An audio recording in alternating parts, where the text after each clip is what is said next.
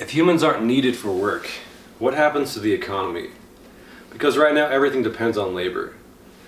You work, you get paid, you use that money to access what you need, and that's the loop, right? We're all living through it globally. But what happens when that loop breaks? When machines can produce, they can transport, they can calculate, and even make decisions, and they'll do it better, faster, safer, and cheaper than humans. Well, labor stops being necessary. And if labor isn't necessary, then wages aren't necessary. And if wages disappear, so does most people's access to resources. You following me? Because the system assumes you earn access through work. But now you have a system where production continues, output increases, but human labor is no longer required. You following? So where does the income come from? It doesn't. At least not in the same way. Instead, you get fewer jobs, more automation, and more value concentrated around ownership.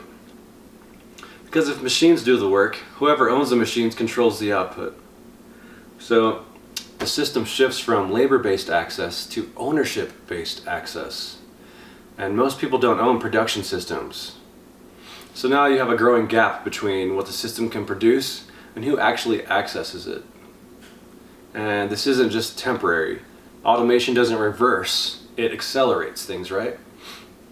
Every year, fewer people are needed, but more gets produced, and less income is distributed through labor. You following? And the system has no built-in way to handle that, because it was designed for a world where humans had to work to produce, not a world where production happens without them. So now you have a system that still requires jobs, wages, and income. And in a world where those things are becoming optional. So the question isn't what jobs will it create?